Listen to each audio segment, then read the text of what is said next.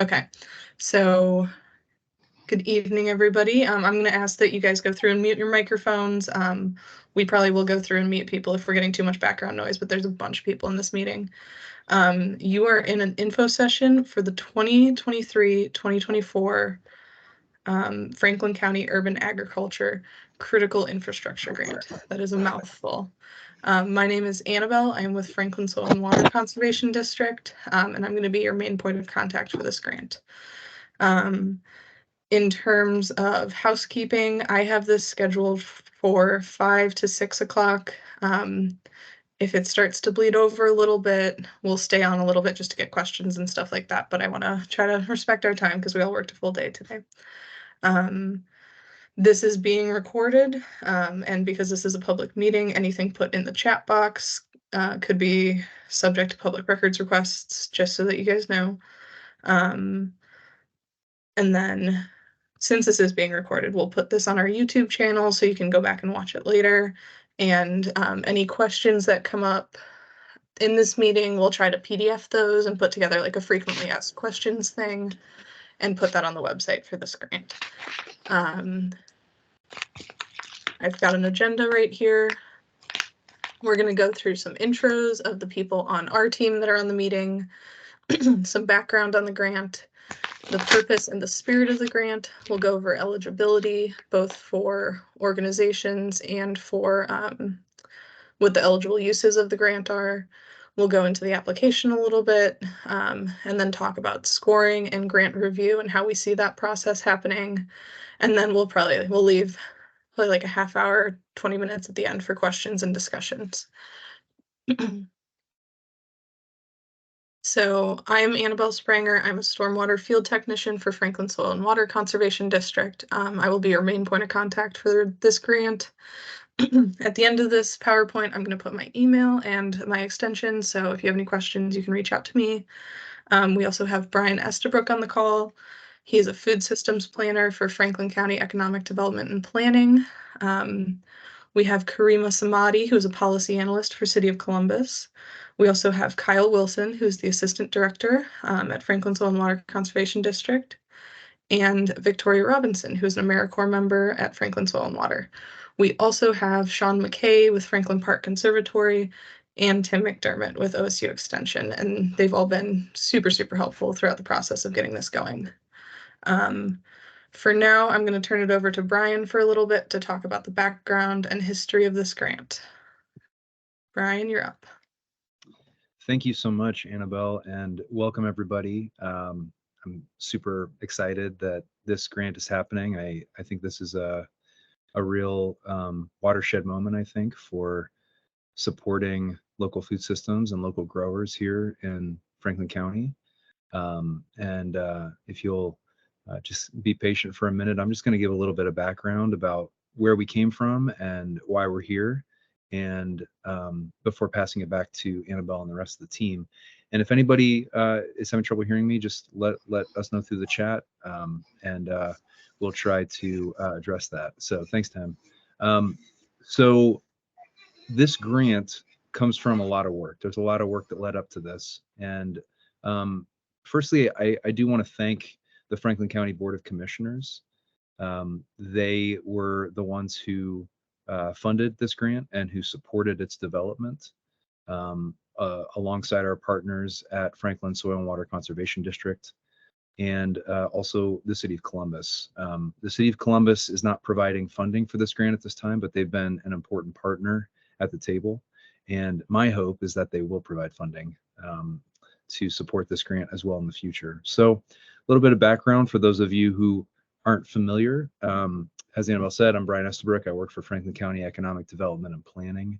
And one of my primary roles with the county is working on day-to-day implementation of our city-county local food action plan. That local food action plan was created in 2016 in partnership with the City of Columbus and with a local nonprofit called Local Matters. And I work closely with my colleague at the City of Columbus, Karima Samadi, who is on this call and who many of you will undoubtedly know, to work on implementation of that plan. And that plan has a focus on food access and education. It has a focus on collaboration and coordination with all of the excellent work that's going on in the local food system. It also has a focus on economic development and building up supply chains and developing the infrastructure that is needed to support local food. And it also focuses on the prevention and recycling of food waste. So this is a broad plan, and it's inspired a lot of excellent work. We do have a city county appointed local food board that oversees and guides that work. And so if you're interested to learn any more about that, you can email Karima and I, and we can connect you to more folks in the system who are doing great work. So with that brief overview out of the way, in 2021, under the Biden administration, the federal government passed the American Recovery Plan Act, which we call ARPA for short. So that's ARPA. The ARPA legislation provided a significant amount of funding in the billions of dollars for local and state governments, specifically for COVID relief.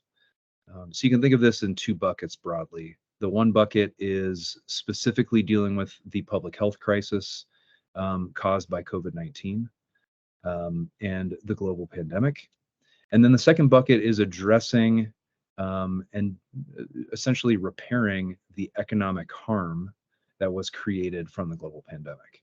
And so there are a number of uses for those dollars, but Franklin County got hundreds of millions of dollars. City of Columbus got hundreds of millions of dollars. The state of Ohio got billions of dollars. So there's a lot of this COVID, what we call COVID relief dollars or ARPA dollars floating around. And there are a number of jurisdictions that have tried to do local food system work with that. It's been clear from the federal government and from other jurisdictions that local food system support is an eligible use for these dollars. And so with that in mind, Karima and I, and as well as Karima's predecessor, Cheryl Graffinino, we worked together to figure out what are some recommendations that we can focus on and advance within the city and county to use these dollars, some amount of these dollars to support local food systems and to support the development of our local food systems, support our growers, to support economic development, the supply chain, food access, et cetera. And so we came up with a number of recommendations that have garnered some level of support within the city and county. And I won't go into detail with that, but just to say that this that we have right here is one of those recommendations.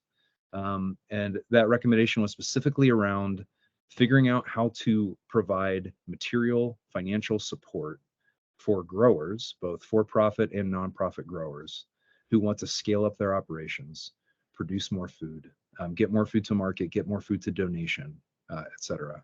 And we recognize that there is a gap. There's a gap in the system.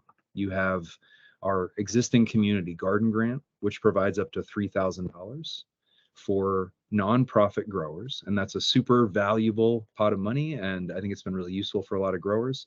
Many of you on here have benefited from that grant.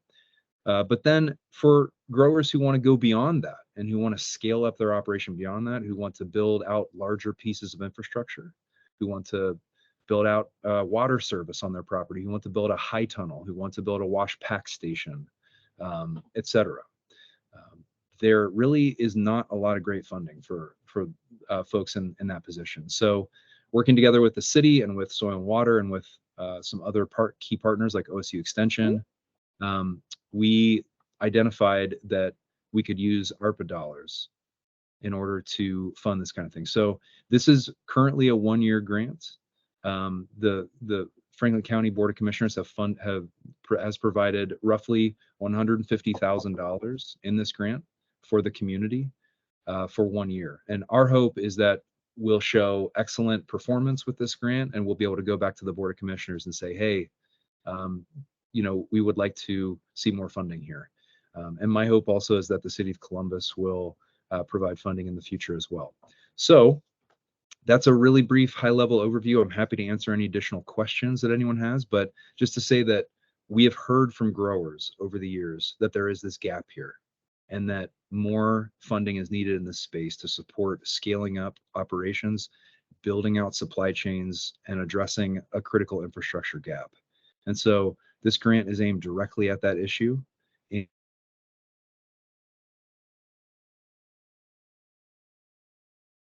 And how we can support the growing community. Obviously, this is going to be a competitive grant process. So please listen carefully to all the instruction provided by our excellent partners at Soil and Water, and make sure that that you're filling out all the eligibility requirements and everything else. So with that, I will kick it back to Annabelle. Anything I missed there, Annabelle? Anything I should expound upon? I don't think right now. Thank you, Brian. And again, we would like to thank the Franklin County Board of Commissioners for the funding for this. And also a lot of the people who are on this call who've helped me to get to this point so far. We're building off of all of their work. So this grant specifically aims, and Brian has mentioned a lot of this, to strengthen the local food supply chain, increase food crop production, processing, and distribution via sale or donation by local urban farms or community gardens, accelerate the ability of local growers to scale up their operations, and ensure support for socially disadvantaged farmers and communities. Again, this grant is for critical infrastructure, so we're talking about water connection, cold storage, high tunnels, just to name a few things. And I'll be going over a little bit some of the things that Brian talked about earlier, but we've got roughly $150,000 for local growers, and each of your organizations is able to apply for up to $15,000. If you are awarded this grant, you will be provided technical support throughout your project. That can include a resource library that we're working on putting together. Franklin Soil and Water does site visits and stuff like that. OSU Extension can be available for technical support, and we also have NRCS on board. This is the first year of this grant, so please be flexible as we try to work out the kinks, and we also promise to be flexible with you guys in terms of listening to what your needs are as farmers. So in terms of eligibility, this is for small, for-profit or nonprofit urban farms, community gardens, and other organizations within Franklin County, Ohio. These growing operations must be under 5 acres or smaller, and we will be giving additional consideration to operations under 1 acre. You can submit 1 application per organization. If your organization has a couple projects that you want to do, and you can get to that $15,000 with all those projects, you're welcome to include all of that. You'll need, permission for each of those sites and stuff like that, but there will be 1 application per organization. Eligible uses for this grant funding is any sort of critical infrastructure that will help the farm or garden scale up production or increase operational efficiency. We mentioned, scaling up and producing more food and processing more food, but we all are also interested in increasing the efficiency of your farm or your garden. This grant funding cannot be used for the cultivation or distribution of invasive plants or illicit substances in plants. And like I said, you may apply for up to $15,000 for your organization. In terms of the application, this is going to go live Friday. This will be on Survey 123 if you're familiar with that website. The application is long, it is extensive. We will post a PDF online of all the questions, and then the landing page of the application will also include a list of all of the questions that we'll be asking you. Your responses will be saved within your browser via cookies, so you can feel free to exit the site and come back to it. My recommendation would be to make sure that you have cookies on, and to maybe test it first to make sure that it's saving when you're leaving it so you don't lose all your work. We will ask you for a state of Ohio business license. If you're a for-profit, we'll ask you for proof of 501(c) or proof of your fiscal sponsor if you are a nonprofit. If you lease the land, you will need to provide a letter from the landowner confirming that you have permission to complete the requested project. Like I said, we'll have a list of questions and requirements in terms of paperwork you have to track down. So I would recommend going over that and trying to get some stuff together before actually putting your application in. We're also going to ask you for a budget spreadsheet for your project.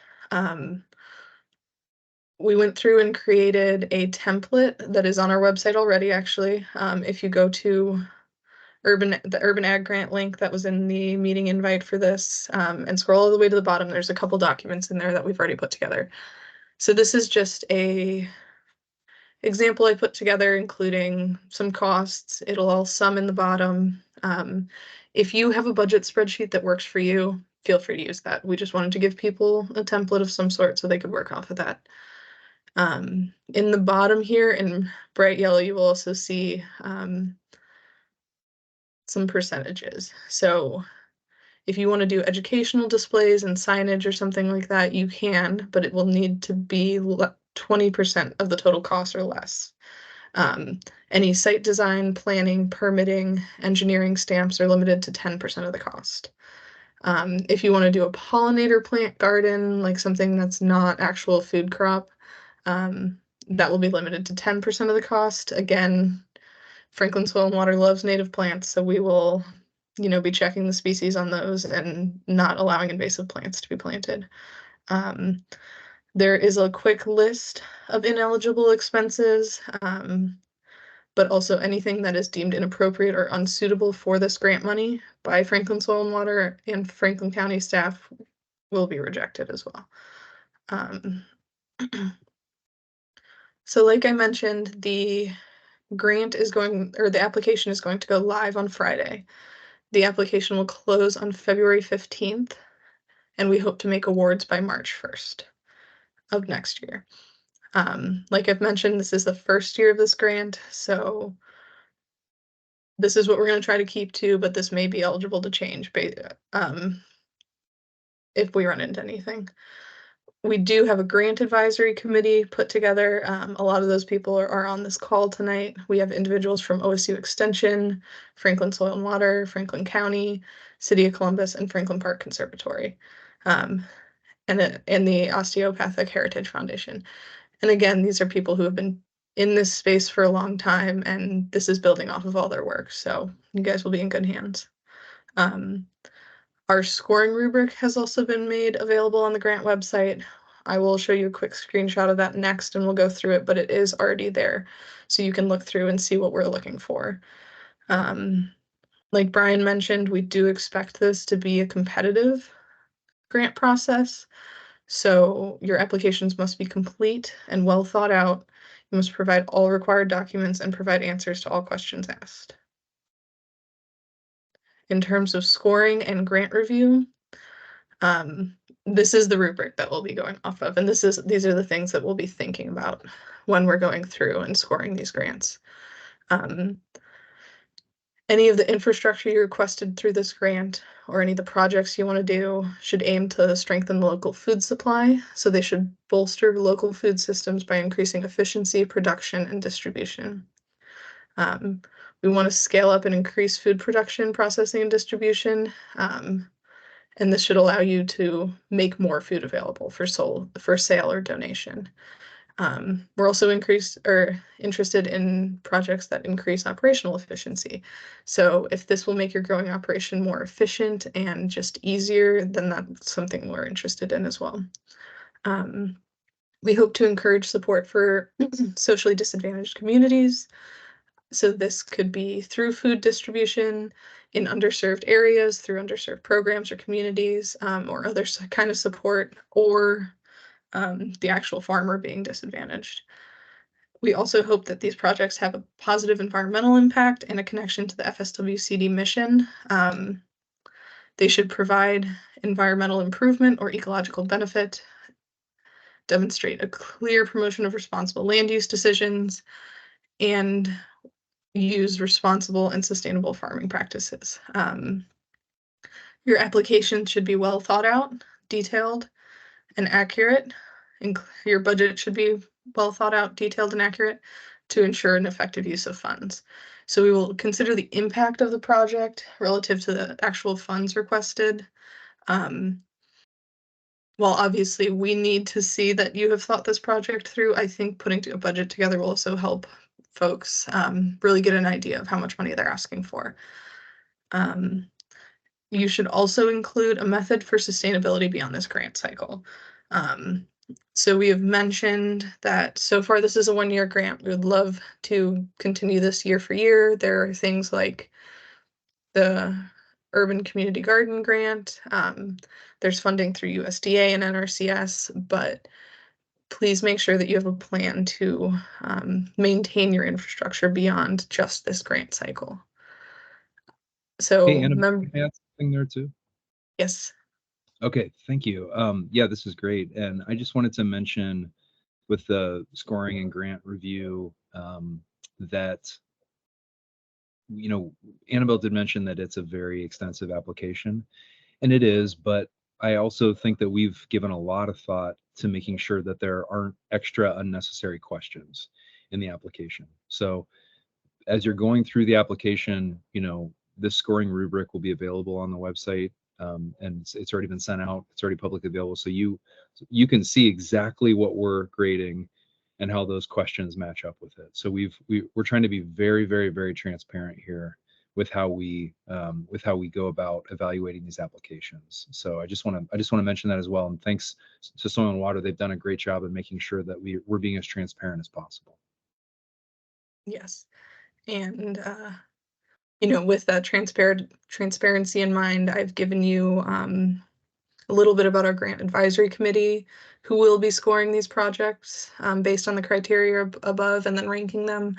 I've told you who some of those people are going to be. And then additional consideration will be given to socially disadvantaged farmers and organizations. And then any growing operations 1 acre or smaller will also be given some additional consideration. So that is the bulk of what we've gone through. That felt like a lot, but it also felt like not enough information at all.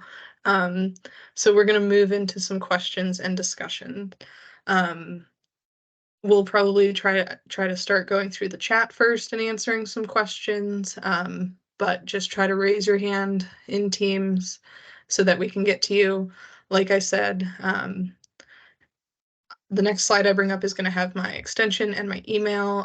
There's also a way to contact us through our website. So if you have anything that comes up later, feel free to reach out to us.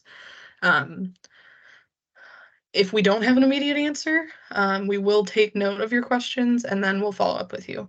All questions that you asked tonight are all questions asked tonight or that I've already gotten through email or phone call or anything like that will also be compiled into a document and posted on our website.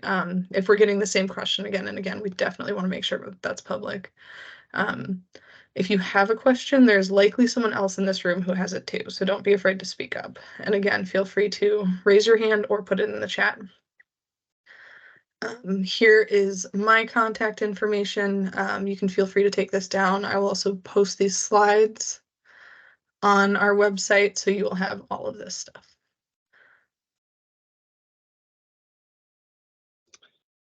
Shelly from Highland Youth Garden put a question in the chat. Shelly, I don't know if you want to unmute and sort of talk us through what you're thinking, or I can just sort of read what you said.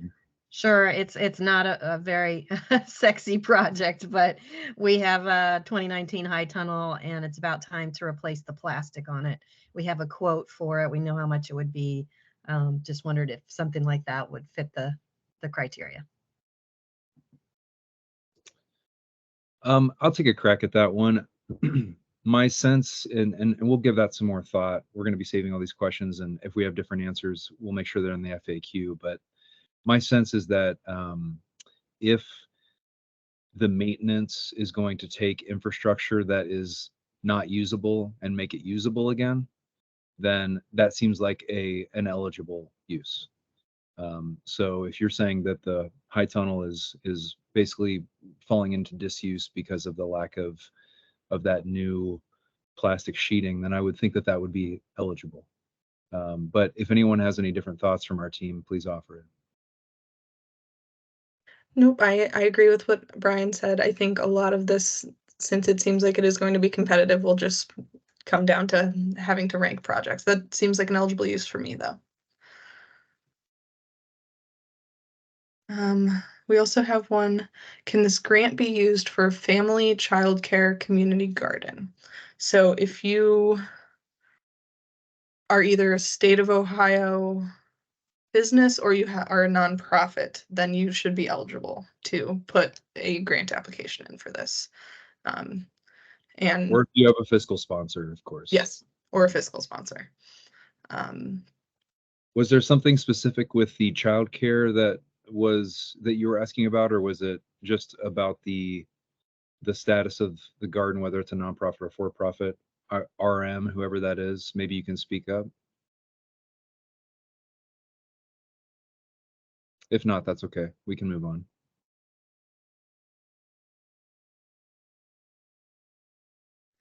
Okay, I'll take a crack at this next easy one then. Looks like Minister Aaron has asked if these funds can be used toward engineering cost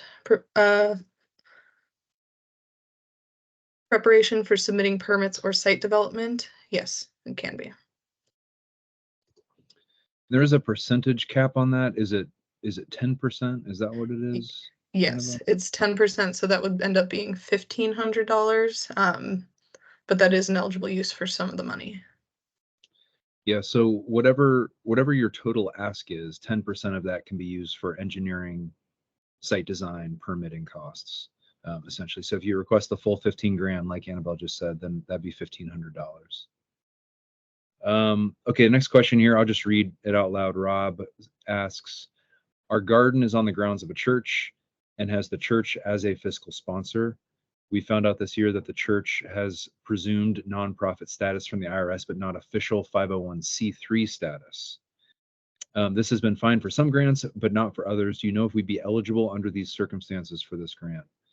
That is a great question that I would probably defer to a fiscal department to answer. So, Annabelle, I don't know if there's anyone on your team that can answer that right now, but we can certainly put that in the FAQ once we get a good answer. Yeah, I think that might be one that we'll have to come back to later. Just a thought on that. We really are not distinguishing between profit and not-for-profit. So there is not really a characteristic you need to meet. I would say, based on our discussions in the grant, as long as you got a letter from the church saying it was okay to develop that. But I will defer to the team. But we really haven't had a classification for who's allowed to apply based on profit and not-for-profit. Yeah, and Tim's right. And actually, as I'm thinking about it, I recalled us discussing this in the grant, but with the grant advisory team, that your fiscal sponsor does not have to be a nonprofit. Your fiscal sponsor can be a business, a state of Ohio, just a for-profit business, or a nonprofit. So the church, as long as it has some kind of status, even if it's just state of Ohio nonprofit, that's okay. So typically a fiscal sponsor is a 501c3 because the grant's only available for nonprofits, for 501c3 nonprofits, but this grant's available for anyone. So your fiscal sponsor can be either a for-profit or a nonprofit entity. In this example that Rob brings up, where there's a community garden on a church site, they would need to have a fiscal sponsor of some sort. It could be the church, but they would also need a letter from the church itself because the church owns the land. And so that's an example of something where you would need a couple of different pieces of information from a third party, a letter from the landowner and a fiscal sponsor who can submit that information. And then the next one we have is from Paula, and that is, given the extensive nature of the grant application, have you considered the equity question of competitive applications from 100% volunteer gardens farms versus garden farms with paid staff? So yes, we have discussed that in our grant advisory committee. Like when we talk about socially disadvantaged, that also means the resources that you have as an organization or a garden. So we will be taking that into consideration when we look at grants. grant applications. And also I think maybe extensive wasn't the correct term to use. There are a couple documents that, well, there are quite a few documents you'll have to track down in terms of your 501(c) status or your state of Ohio business license. You'll have to put a budget together. And the application is not long. I think that it is just very helpful to go through beforehand. So we have considered equity between those two different kinds of farms. And I don't want to scare you with the grant being super, super long. So don't worry. I will try to go ahead, Brian. No, go for it. I will try to get some, I will get the application questions up this week before the application goes live, and that should help people a little bit too. Yeah, and I think to build on what Annabelle's saying, that what I would say is that the application probably can't be completed within a single day, simply because there are a number of documents that you need to pull together. And so that might be a better way to think of it rather than thinking of it as long and extensive. There are some things that you'll need to pull together unless you own the land and unless you already have the right status in terms of being a state of Ohio business or a 501(c)(3). So just keep that in mind.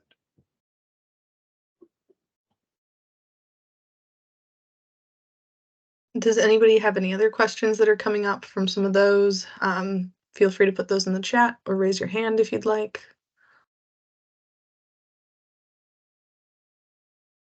Annabelle, you might want to just spend a minute and go over the fund distribution process so that folks have an idea of what they would get into were they successfully funded. That's a good one. So we are still having some internal discussions about how fund distribution will actually go through this. What we're leaning towards is direct invoicing because, you know, if this is a lot of money for people to put down. So it is much easier, you know, to directly invoice that to FSWCD. We will also try to have the option for reimbursement if people do have the money to put up funds firsthand. So those are the two ways we're thinking about doing it. We're still having some discussions internally. I'm trying not to make my financial person's life very hard. So that's where that's coming from. Can you explain what direct invoicing is for folks who don't know? Because I'll just be honest and say before this, I didn't really know what direct invoicing was. So yeah, maybe give that a quick explainer. Yes, so direct invoicing would be if you wanted to, let's say you bought a gigantic high tunnel and it was $15,000. That company would send the invoice directly to us, to Franklin Soil and Water Conservation District. That way the grant funding can go directly from us to the company that you're working with, and that sort of gets rid of the sales tax question because we cannot reimburse or pay sales tax as a government agency. So that is kind of how direct reimbursement or how direct invoicing would go.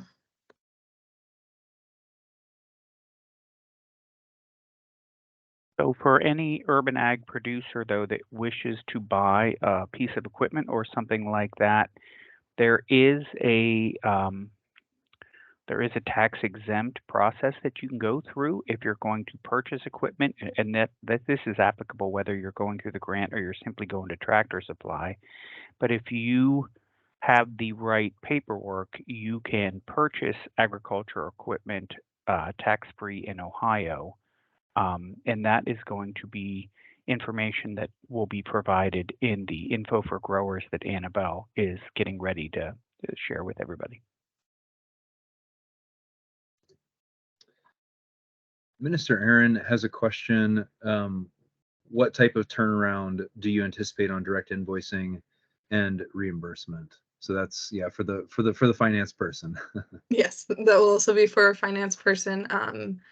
In terms of invoices that we get, that we pay directly for things we've done, we usually have a 30-day clause for payment. For reimbursement, I am not 100% sure if that's the same or different, but that's what we have at least for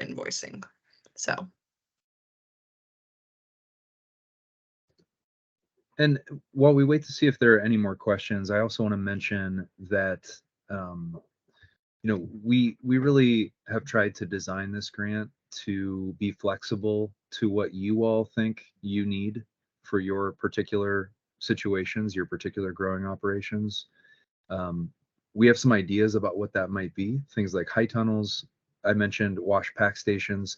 Maybe you want to build a utility sink. Maybe you need water service on a site that doesn't have it right now. Maybe you want to build out irrigation. Um, Perhaps a small greenhouse even, or a shed. There are fencing to protect the property. There are a number of different types of infrastructure that we can envision. It might also be equipment that is needed for planting or harvesting. It might be some kind of indoor growing operation equipment. It might be vertical growing towers that you think is important for your particular operation. We're trying to remain flexible and listen to what you all think you need, and take that really seriously rather than dictate terms to you all. So as you're working on your application, as you're thinking about how to put it together, we're gonna trust that you know best how to operate your growing operation and try to learn from you to understand how it's going to work. So as we're reading the narrative and understanding the budget, we want to see that kind of all come together and cohere to tell a clear story. So I hope that provides some clarity. It looks like Karima has her hand up, so go for it, Karima. Hey, that was a great segue, Brian. I was going to ask, what can folks expect? Annabelle, you have provided your contact info, and I know generally, you and your team at Franklin Soil and Water were chosen as very intentional partner in this grant. So, as people prepare their applications, and I know February 15th seems like really far away right now, but if folks have questions about, like, is this the right equipment for me? Is this the right tool for me? Should I be spending money on this to purchase, or should I just rent it? Would that be more efficient use of dollars? Like, I imagine they can reach out to you throughout the application process to get some guidance on that. Yeah, feel free to. I will, for some of those questions, I might lean on my friends at OSU Extension or people who have been in the farming business a long time, NRCS, stuff like that. But yes, if you have questions throughout the application process, please feel free to just shoot me an email or something like that, and we can try to help you out through it. And then I have another question in here. When do you anticipate award announcements being made, and how soon after that could awardees begin submitting direct invoicing? So for now, the grant opens this Friday, December 15th. It will close February 15th, and then we hope to give awards on March 1st. Like we said, we're all working through this. This is our first year, so I don't anticipate that will change. But so for now, it is March 1st. And then how soon after that could awardees begin submitting direct invoicing? So some of that will be some of that will be another question for my financial person. Folks will have to get together W-9s or EINs. If you have your financial paperwork in order, then that will definitely make it a lot quicker. But as soon as you have a plan and stuff like that, we will try to get people funds get people funds as quickly as we can. Yeah, and Annabelle, just chiming in, there will likely be a grant agreement that we'll need to enter into. So that does take, depending on the back and forth, you could look at 10 days, 2 weeks. But then after that, once the grant agreement is in place, we'd be prepared to start moving through any reimbursements or direct invoices pretty quickly after that. So not a long turnaround. Yes, and that actually gave me a good segue into another thing I was thinking about, but there will be a grant agreement for this. So if you are awarded, you will have to sign an agreement with Franklin Soil and Water. it won't be any surprises. It will be the exact terms that we've laid out so far for this. It will be, this is what you can use it for, this is what you can't, this is what we expect from you, and stuff like that. And then what type of end of year reporting will be expected? So in terms of that, throughout the project, we are expecting that if you have questions, concerns, stuff like that, that you do reach out to us. We'll probably ask for maybe like monthly touch bases. That doesn't need to be a grant report. That needs to be an email or a phone call or something so that we can touch base with you about how things are going. And if you're running into any problems or stuff like that.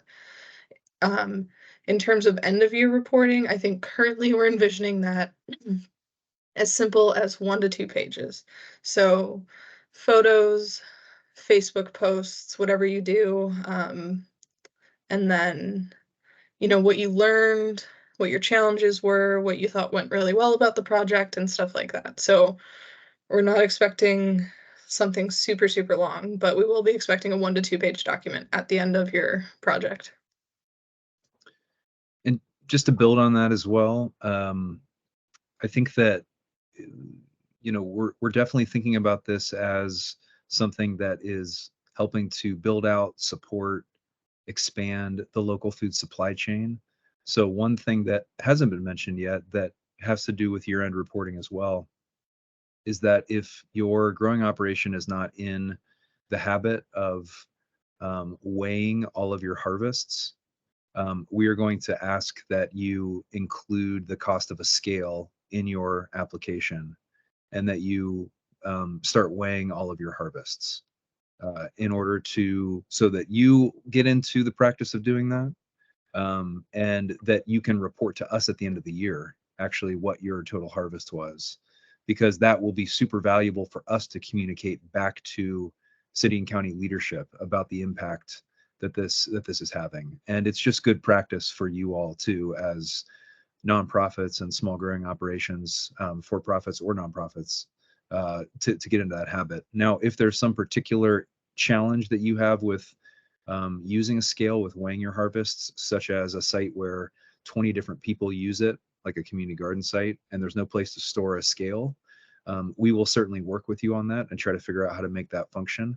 That's not going to be a deal breaker, but we definitely want to move everyone in that direction. So hope that makes sense. And then to add on to that a little bit too, and this is one of my favorite parts about the team that we're working with on this grant, is it always feels like a conversation, or like we're reading each other's minds a little bit. But yeah, like for you being able to put together a good end of year report and then give us actual numbers on stuff, that does increase our chances for year 2, and then maybe year 3, and then maybe permanently. And part of the end of this, where you'll have to create a good story with your grant application for funding, we'll also all together try to create a good story. So this is in the grant agreement, so you'll see that if you are awarded, but we'll probably ask to do like a site visit if we want to, as needed. We'll ask for photos and stuff to be made public. We might ask for a video interview or something like that. And all of that is going to help us put together a story about how successful this grant was.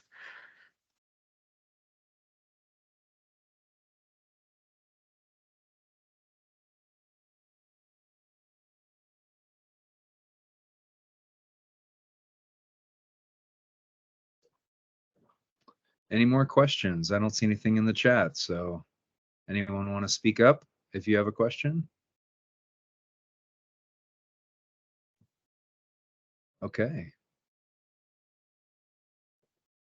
Could I ask a quick question about location? Can the money be split to 2 different locations, or does it have to be just one community garden? Yes, that's a great question. And anyone help or correct me if I get it wrong, but so the application is available. There's essentially every organization can make one application. So if you are a site that has multiple, if you're an organization that has multiple sites, then yes, you can use one application to address infrastructure across multiple sites. Yeah, does that answer? Okay, cool. As long as, adding all that up, you're under 5 acre, you're under the 5 acre threshold. And then we'll need parcel IDs on those different sites. And then if you don't own them, we'll need a letter from each of those sites as well. So it'll be a little bit extra, but yes, if you have multiple projects throughout your organization, as long as they're in Franklin County, you can include all that. And it looks like Tim has his hand up. I was just going to say, make sure that we spread the word to other producers that might not have gotten the information at this point. We had, I think, a fairly robust campaign, but there was a short amount of time between the release and the info session. And so this will be recorded and we need to make sure we share it. And then one other thing that I would consider besides going for the big ticket items. So this really should be intentional for the big ticket items because we're going to have potential for smaller grants for some of the things that come in that are inexpensively. So really make sure that you take advantage of the opportunity for some of the things that you cannot save up for in multi-years for the community garden grant.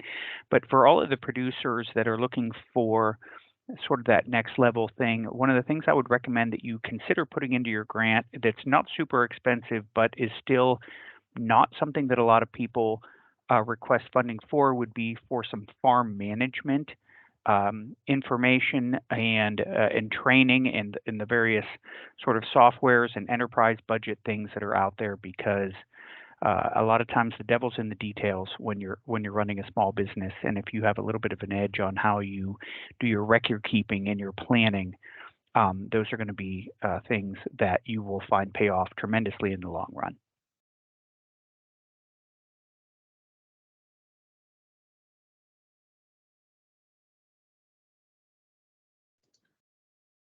You're muted, Annabelle. I will get that one day.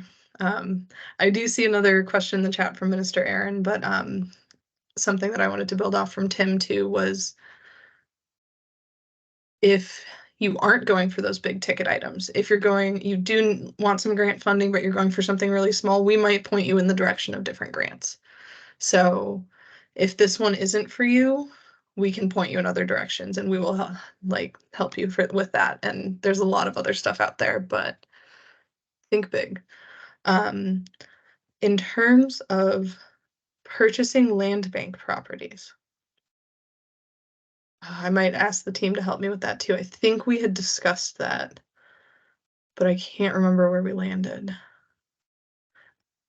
Yeah, I think we landed on the fact that we don't want this money to be used for that, but I could be wrong. So let's review our notes with that. I don't think this is considered a sort of land purchasing grant. So we'll definitely have something in the FAQ about that. But Karima, Tim, if you remember anything, speak up. I don't. I would say, can you connect with me offline, Minister Aaron, if they're actually selling land bank properties at this point? Because my understanding was that they were doing some adjustments with how they were doing the management of them, not to take them out of urban agriculture, to protect them in urban agriculture, but not to actually remove them from land bank. So, Minister Aaron, connect with me outside of that, and then we can talk about that internally as a group. Yeah, if I can just add something to that too. Yes. Yeah, Tim's correct in that, Land Bank has taken current properties off of their site to reevaluate them and protect them, from being swooped up by development and turned into frankly, just unaffordable housing. But with that, we work closely with our partners at the land bank and, they still encourage and prioritize community gardens, and they've, reassured that commitment to us. There's some other opportunities through the city if you are interested in having a bit more ownership of your land bank property, in particular with the Department of Public Utilities. If there's an opportunity on the site to incorporate a rain garden, for example, and that is in a priority area determined by the Department of Public Utilities and the EPA, it's possible they may purchase that site and have it, kind of protected for your operation. So yeah, similar, in a similar way, reaching out to Tim, feel free to reach out to me, and I'm happy to put you in touch with folks at Land Bank to see what some of our opportunities may be.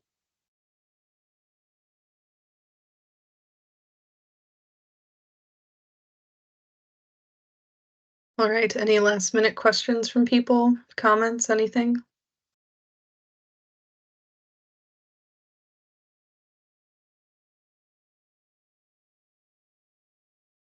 Well, with that, I will let everybody get back and go enjoy some dinner, or cup of tea, or whatever you want to do tonight. If you felt like you didn't get a question answered or something, again, I think my email is still on the screen. Shoot me an email. We'll try to chat on this stuff and get some answers out to people, and we'll start putting this stuff on the website. Like we've already said, if you know well, I know it's going to get competitive now, but if you know people who haven't heard about this, please try to share it if you can. You have our contact information, and I hope everybody has a wonderful evening. Thank you.